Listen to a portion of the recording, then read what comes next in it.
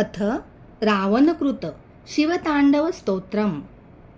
जटाटवीगलज्ज्वल प्रवाह पावितस्थले गलेवलम्ब्य लम्बिताम्बुजङ्गतुङ्गमालिकाम् डमड्डमड्डमड्डमन्निनादवड्डमर्वयम् चकार चण्डताण्डवं तनोतु नः शिव शिवम्।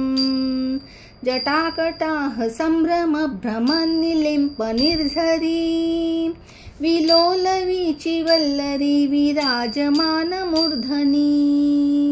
धगद्धगद्धगज्ज्वलं ललाटपट्टपावके किशोरचन्द्रशेखरे रति प्रतीक्षणं मम।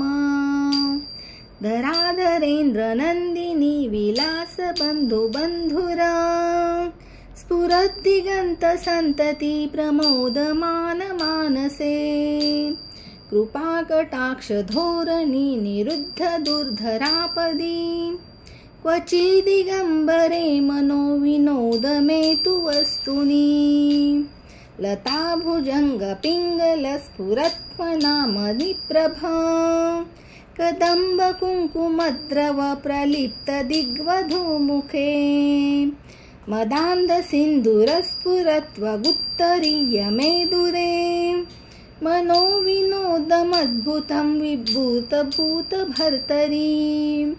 सहस्रलोचनप्रभृत्य शेषलेखशेखर प्रसूनधूलिधोरणी विधूसराङ्गरी पीठभू भुजङ्गराजमालयानि बद्धजाटजूटक श्रिये चिराय जायता चकोरबन्धुशेखर ललाटचत्वरज्ज्वलद्धनञ्जयस्फुलिङ्गभ निपीत च पञ्चसायकं नमन्ति लिम्पनायकम् सुधामयूखलेखया विराजमानशेखरम्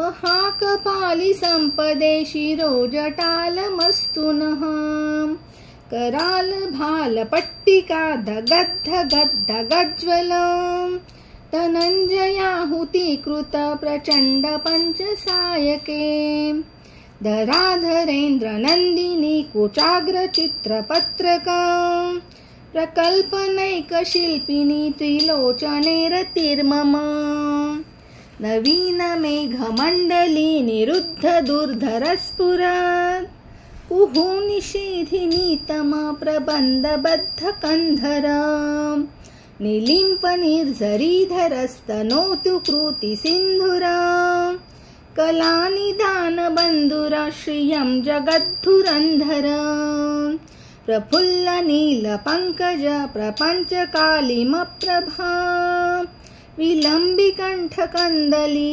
रुचिप्रबद्धकन्धरम् स्मरच्छिदं पुरच्छिदं भवच्छिदं मखच्छिदं गजच्छिदं धकच्छिदं तमन्तकच्छिदं भजे अगर्व सर्वमङ्गला कलाकदम्बमञ्जरी रसप्रवाह माधुरी विजुम्बनामधुवतम् स्मरान्तकं पुरान्तकं भवान्तकं मखान्तकं गजान्तकान्धकान्तकं तमन्तकान्तकं भजे जयत्वदभ्रविभ्रम भ्रमभुजङ्गमश्वस विनिर्गमत्क्रमस्फुरत्करालभालहव्यवात् धिमिद्धिमिद्धिमिध्वज मृदङ्गतुङ्गमङ्गलम् ध्वनिक्रमप्रवर्तित प्रचण्डताण्डव शिव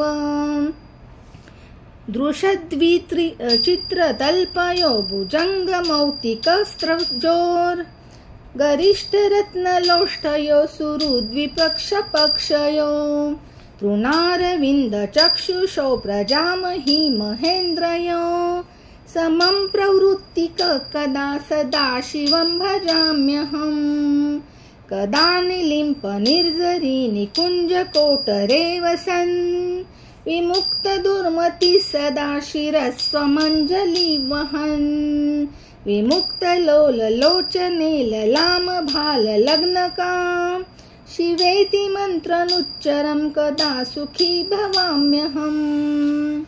इमं हि नित्यमेव मुक्तमुत्तमोत्तमं स्तवम् पठन् स्मरन् ब्रुवन्नरो विशुद्धिमेति सन्ततम्। हरे गुरो सुभक्तिमाशु याति नान्यथा गतिम् विमोहनं हि देहिनां सुशङ्करस्य चिन्तनम्।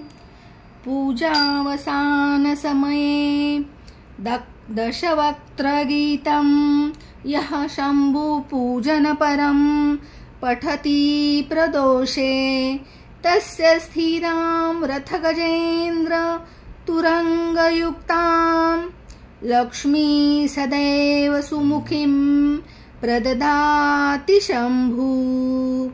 इति श्रीरामनकृतं शिवताण्डवस्तोत्रं सम्पूर्णम्।